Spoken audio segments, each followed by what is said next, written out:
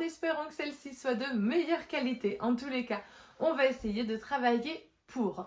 Je ne sais vraiment pas ce qui s'est passé. Est-ce que ça a été l'importation quand j'ai fait en fait un montage de 2 vidéos puisque je l'avais fait en 2 fois, ou seulement parce que c'était la connexion internet.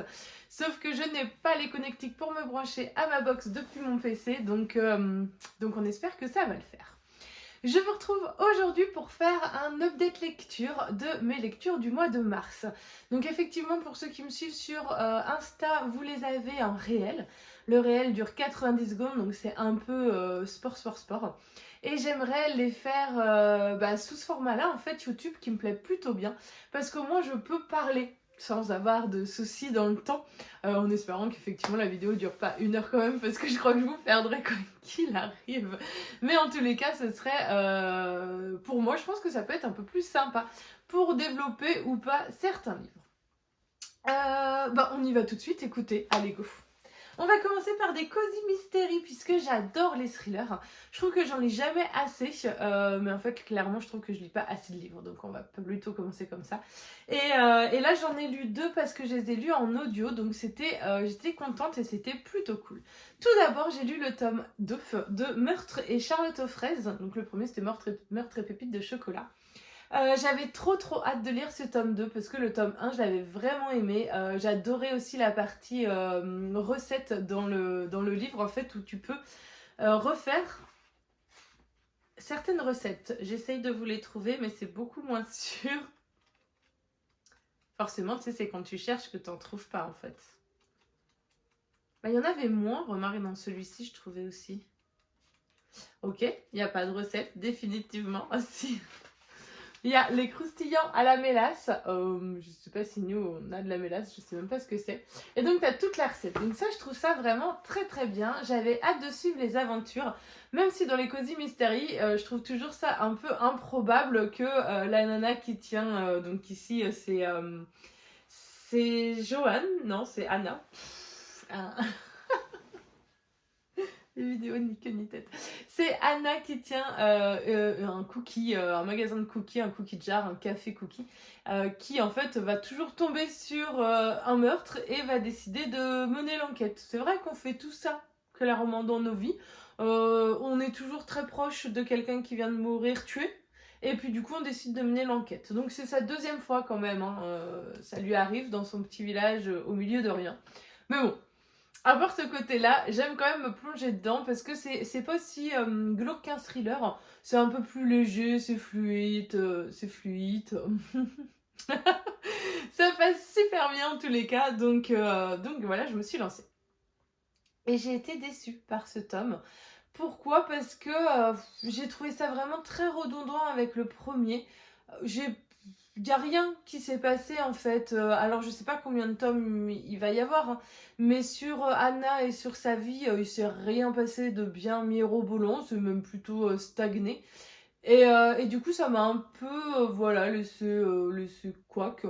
Concernant le meurtre en lui-même, eh ben, c'était pas si mal. L'enquête était pas si mal, j'ai trouvé assez vite qui c'était. Enfin, assez vite. Il y a un élément et puis on savait tout de suite qui il était. Le dénouement était un peu rapide. En fait, j'ai trouvé qu'on s'était pas assez attardé sur le meurtre en lui-même et qu'on s'était un peu plus attardé sur Anna, mais sans nous donner d'éléments probants sur elle. En plus, il y a plein de trucs, je trouve, à chaque fois super chelou avec sa mère, où du coup ça intrigue vraiment, mais non, c'est sa mère, donc elle met de côté, en fait, c'est pas possible, ça peut pas arriver. Genre, on connaît jamais vraiment quelqu'un, même si t'es sorti de son...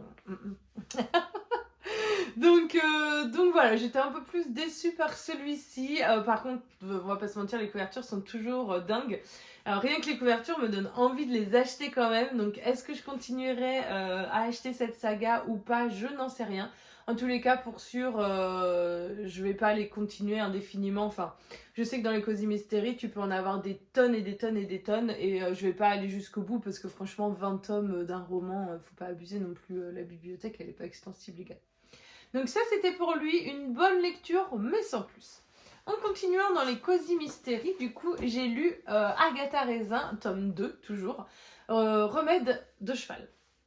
Ici, donc, on va suivre notre protagoniste, Agatha Raisin, donc on est sur le même principe, sauf que Agatha Raisin est tombée à la retraite, enfin, en tous les cas, a décidé de vendre son entreprise pour profiter de la retraite, et pareil, elle aménage dans un nouveau petit village, et il y a toujours des meurtres. Pas ça.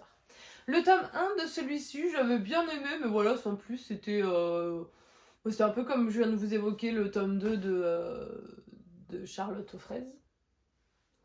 Pourtant, je suis censée l'aimer. J'avais trouvé ça sympa, mais sans plus, quoi.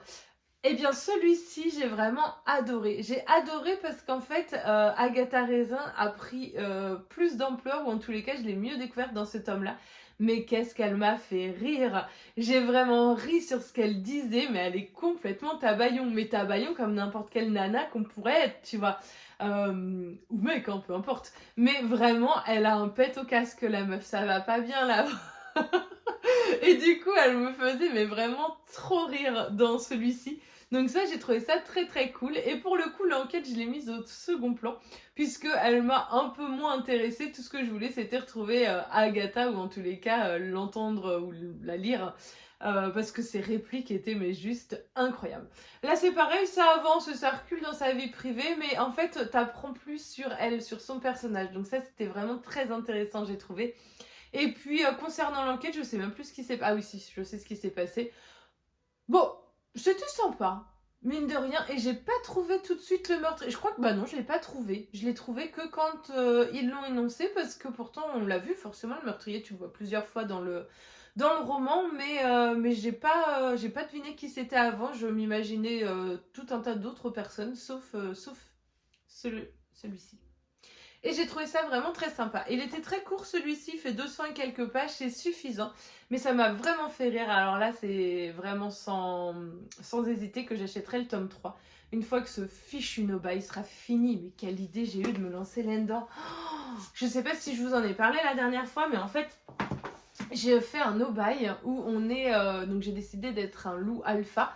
Et j'avais 3 jetons, donc 3 jokers pour acheter des livres. Sauf que le premier mois, j'en ai déjà utilisé 2. Tu te dis, ça va être compliqué pour les 2 mois qui suivent. Et j'ai eu par contre 13 livres à ajouter dans ma palle parce que j'ai eu que des cadeaux ou des précaux que j'avais fait avant qui comptaient pas, machin et tout.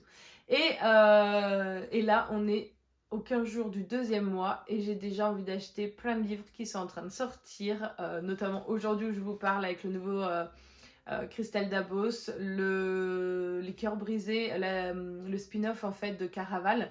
Même si c'était une saga sympa mais sans plus, j'ai quand même envie de le découvrir. Il y a aussi le nouveau Brandon Sanderson qui est sorti. Enfin voilà, ça me chafouine. Ça me chafouine et je me dis bah à la fin du mois je rechange, je me mets en louveteau, en bébé et je vais récupérer des jetons et comme ça je vais pouvoir acheter des livres. Chose qui est un peu idiot quand tu veux faire un no-buy, mais bon, franchement ça tente trop quoi. Donc voilà, ne vous lancez pas dans des no-buy comme ça. En fait, j'avais commencé depuis le début de l'année à me dire, bah tu vas pas acheter plus de livres que tu as lu. Si tu as lu 5 livres, tu peux pas en racheter plus de 5 ou en tous les cas pas plus de 4, histoire d'en avoir toujours un de retour. Et ben je pense que je vais plutôt opter pour ça. D'une, ça va me forcer à lire parce que je vais me dire, bah si je veux acheter beaucoup de livres, je vais devoir lire beaucoup. Et puis de deux, ça va me faire vider ma pile à lire quand même tout en me restreignant dans les achats. Donc ça pourrait le faire. Je me suis un peu emballée. On va continuer avec mes lectures en cours et notamment avec les recos. Ah non, je vais continuer avec un thriller, tiens. En thriller, ce sera Agatha Christie, Mort sur le Nil. Pourquoi? Parce qu'en fait, je lisais beaucoup d'Agatha Christie quand j'étais jeune. D'ailleurs, les thrillers, c'était ma cam. Et j'adorais vraiment cette autrice et puis j'ai arrêté. Ils ont ressorti en fait des couvertures, le livre de poche que je trouve vraiment sublime. Et puis j'ai une copine qui s'est mise à les lire aussi, ça m'a trop donné envie. Donc quand je les ai trouvés en librairie, je me suis dit vas-y prends-en, comme ça tu pourras te replonger dedans. Ça a été vraiment une super lecture dans le sens où ça m'a remémoré des souvenirs. J'ai replongé dans la plume d'Agatha Christie. Alors franchement, elle est fada. Au niveau des personnages qu'elle te crée, elle en crée une tonne. Moi franchement, je suis toujours perdue. Il y en a que je mélange. En plus, je vais les mélanger jusqu'à la fin, tu vois. Je vais pas les retenir parce que forcément ou pas, hein, mais c'est qu'ils ont des noms anglophones. Ça résonne moins dans mon esprit et du coup, des fois, contracte en me disant mais c'est le même ou c'est pas le même? C'est bizarre, c'est pas ce qu'il disait la dernière fois. Bah oui, forcément c'est pas le même, Charlotte. Donc j'aime beaucoup et j'aime Hercule Poirot en fait qui va pas vraiment enquêter mais qui va s'attarder sur plein d'événements qui sont en plus hors contexte. Parfois c'est juste qu'il va se retrouver à un endroit avec un couple qui va écouter et puis finalement il va se souvenir de ça et ça va être en lien avec son histoire. Un peu comme moi qui ai les oreilles partout quand je suis au resto ou quand je suis dans les transports en commun ou quand je suis partout où il y a du public en fait. J'écoute constamment les conversations des autres. Alors là il dit que c'est pas ce qu'il voulait faire. Mon œil, ouais. Il le fait quand même. Donc j'aime beaucoup le fait qu'il rassemble, mais on va le savoir qu'à la fin. Tous les assemblages qu'il a fait et pourquoi. Même si je me doutais qui était le meurtrier, j'ai quand même eu des doutes parce que l'avantage avec Agatha Christie, c'est qu'elle te crée des personnages et ils sont tous potentiellement coupables parce qu'ils ne sont jamais là vraiment par hasard. Ils sont tous en lien avec la victime. Et du coup, je trouve ça vraiment très très intéressant à mettre en place parce que tu es vraiment perdu à un moment donné. Tu te dis, mais non, ça peut pas être ça. Finalement, c'est peut-être lui, t'as vu, il était là, il a caché son identité, il a caché pourquoi il était là. Donc en fait, il y a plein d'événements qui font que ça pourrait être quelqu'un d'autre et finalement, c'est bien les coupables que tu avais à la base. Mais avec Hercule Poirot, il va vraiment te détailler comment ils ont tout fait parce que tu te dis, bah oui, mais comment c'est possible? Parce que le livre te le détaille en te disant, bah non, franchement, ça matche pas, il y a des alibis et tout, ça ne matche pas. Donc ça, c'était une très bonne lecture. J'ai hâte de lire les autres. Le prochain, c'est Les 10 petits nègres, qui ne s'appellent plus comme ça. Ils étaient 10. C'est le nouveau titre des 10 petits nègres. Faut pas changer les titres comme ça. Hein. C'est comme ça, c'était à l'époque, et puis voilà. Ensuite, on continue, parce que je ne voudrais pas que ça dure non plus 120 ans. Quoique, ça pourrait le faire. On serait mort, desséché. Il faudrait quand même que j'ai quelqu'un qui m'emmène à manger. Bah non, les magies de la technologie. Tu fais stop, tu coupes, tu reprends et personne n'y voit que dalle. Je lave ma robe, je me lave ma robe, j'attends 2-3 jours, hop, elle sèche et puis je la remets et on croit que c'est pareil. Le seul truc qui pourrait nous poser problème sur ça, ce serait la luminosité qui ne serait pas exactement identique à chaque fois. Donc ça pourrait un peu ne pas le faire. Enfin bref, je m'emballe. Pour le prochain livre, il s'agit des Thanatonautes de Bernard Werber. Ça fait partie de mon challenge 12 mois tous recos. Donc là, c'était pour les lectures de mars. Mars, c'est mon premier 12 mois 12 recos. Donc je suis grave à la bourre sur mes livres. Je sais pas pourquoi, je crois que j'ai le temps et je les lis pas. J'ai quand même lu celui de janvier aussi, donc en avril, puisque là on est mi-avril quand je tourne cette vidéo. Je suis jamais méga en retard. Donc du coup, ça fait beaucoup de ça. J'ai lu 2 recos, il m'en manque 2. Il me manque quoi? Bah, God of Men, qui était le mois dernier, et ce mois-ci, je sais même pas ce que c'est la reco. Bon, je verrai ça. Bref, j'ai plongé dans ce livre tout de suite, puisque en plus c'est mon cousin qui me l'a recommandé, donc j'avais trop hâte de le lire. Et j'ai mis une semaine à lire 100 pages, et je me suis dit, waouh, ça va être compliqué, parce qu'en plus, il fait pas grand comme ça, mais il en fait 500. Et je me suis dit, mais non, mais là franchement, je vais ramer, ramer. C'était archi philosophique. Franchement, je comprenais pas trop, je voyais pas où l'histoire voulait en venir, c'était pas très clair pour moi. Je m'accrochais au personnage, mais sans plus, parce que je savais pas non plus où on allait, je me disais qu'il se passait quelque chose. Et puis, passé les 100 premières pages, c'est bon, j'ai compris ce qui se passait, on est rentré dans l'histoire, et là, j'ai trouvé ça trop génial. Donc, on va voyager, Thanatonautes.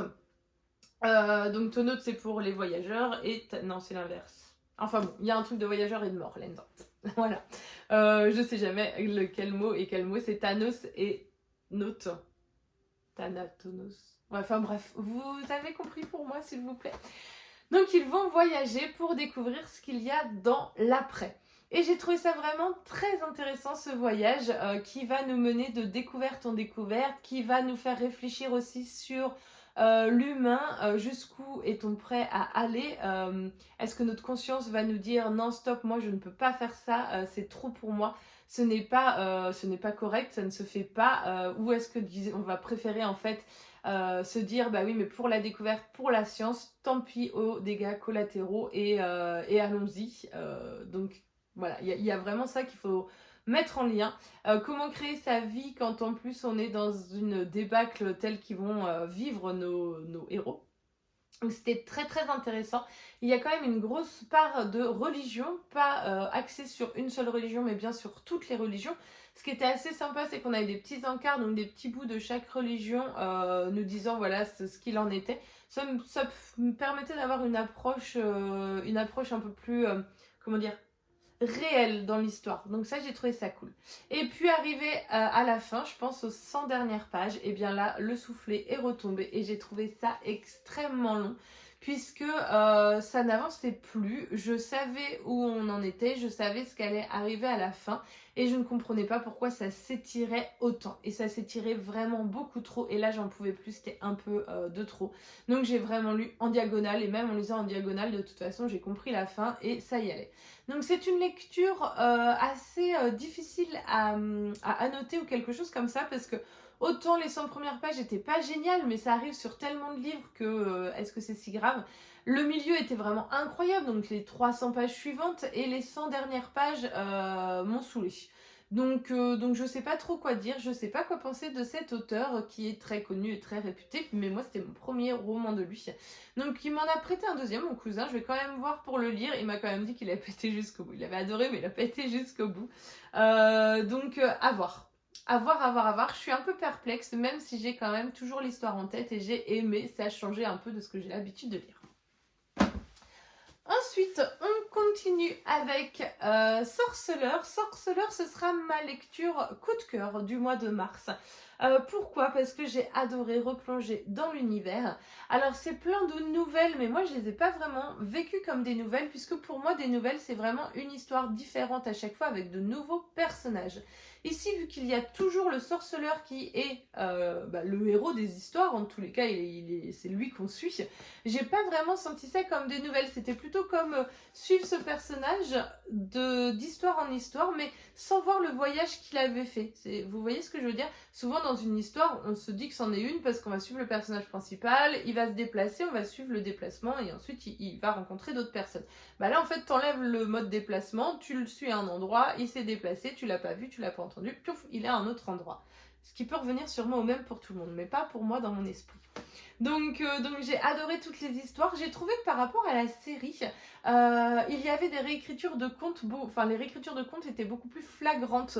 Je trouvais que dans la série, je les ai pas du tout vues.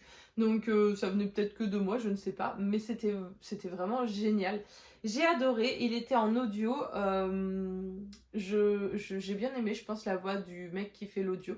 Ça m'a vraiment plongé dedans, je trouvais ça trop cool. Donc hâte de lire le tome 2 qui lui aurait apparemment moins cette histoire de nouvelles et plus de fil conducteur. Par contre, il y avait des différences avec Yennefer, Jasper, qu'il n'a pas du tout rencontré comme dans la série. Jasper, il le connaît déjà. Yennefer, elle apparaît et on n'a pas du tout son histoire. Donc, est-ce qu'on l'aura plus tard? Peut-être. Mais du coup, lui la connaît et pas elle. Enfin, voilà, il y a 2-3 éléments comme ça qui sont apparus. Mais dans l'ensemble, c'était plutôt identique, je trouvais, à la série. Et c'était un plaisir de se replonger dedans.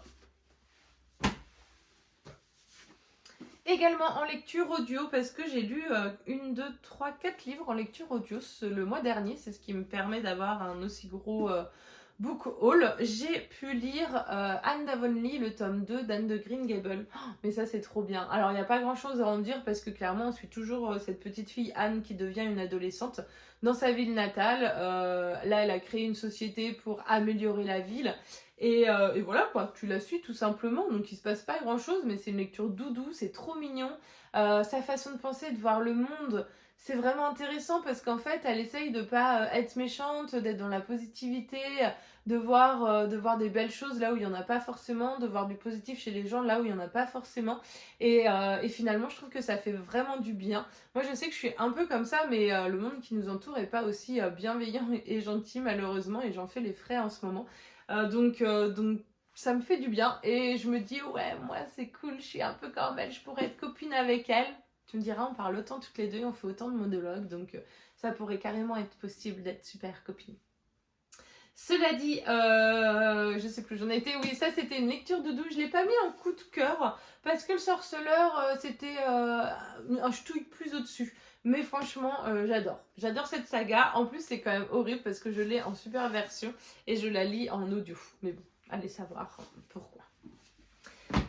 Et pour la dernière, il s'agit de Sorcery of Thorns. Je viens de réaliser, enfin je viens de voir qu'il y aurait apparemment un tome 2. Ce qui pourrait expliquer pourquoi j'ai encore plein de questions. Mais à la base, quand j'ai lu, pour moi, c'était un one-shot. Je ne sais pas. Je l'ai lu en lecture commune, donc là, nous allons suivre cette jeune fille, je ne sais plus son prénom, Elisabeth peut-être, qui se retrouve être une future apprentie pour travailler dans les bibliothèques de la ville. Et les bibliothèques ne sont pas celles que nous avons l'habitude d'avoir, puisque les livres en fait sont remplis de magie. Et s'ils ne sont pas bien contenus, s'ils sont libérés ou si on fait une mauvaise chose, ils peuvent se transformer en monstres et tuer du coup les gens. Donc elle, son but c'est de les surveiller et en tous les cas, s'ils arrivent à se développer, de les tuer pour éviter qu'ils tuent tout le monde. Donc on va la suivre, un soir elle se réveille, elle essaye de réveiller sa colocataire de chambre et rien ne se fait parce qu'elle trouve qu'il se passe quelque chose d'étrange. Le fait est, un livre, donc il y a plusieurs niveaux, s'est transformé en maléfique, ce qu'ils appellent, et sa directrice n'a pas réussi à le vaincre et donc elle va y arriver. Seulement, au lieu d'être une héroïne, elle est plutôt traitée comme étant la fille qui a tué les gens et qui a fait que le livre était méchant. Donc on va suivre son aventure. Au début, elle va être traitée comme une paria un peu, après comme une héroïne, et puis après, je peux pas tout vous dire, sinon je vais vous spoiler en fait. Bon, bref, en tous les cas, j'ai aimé. Il y avait de la romance, c'était prévisible. C'est pas que ça m'a pas gênée, mais c'est que j'en ai marre, hein, en fait. Comment, en plein milieu d'un sauvetage du monde, tu peux te dire « Et si on se roulait une galoche ?» Faut arrêter, hein. La romance, faut arrêter. Ou sinon, faut prioriser, hein. À un moment donné, tu te fais de la romance s'il se passe rien, tu vois, si c'est un peu relax max. Mais si c'est chaud les marrons, tu penses pas à taper un mec, tu penses à sauver ta vie, quoi. C'est quoi ce délire, franchement, où j'ai trop le temps mais c'est même dans les films, c'est tout le temps comme ça commence à me gaver de ouf. Franchement, la romance, je n'en peux plus. Et la mettre à tout bout de champ et ça n'apporte rien, c'est complètement ridicule. Le petit mot à la fin, le fait que bah, c'est un happy end à fond, bon, ça c'était pas obligé parce qu'il se finissait en happy end, mais pas 100%. Et ça, moi je trouvais ça cool, ça changeait un peu. Bon, ça n'a pas été le cas. Son évolution à elle était plutôt sympa quand même.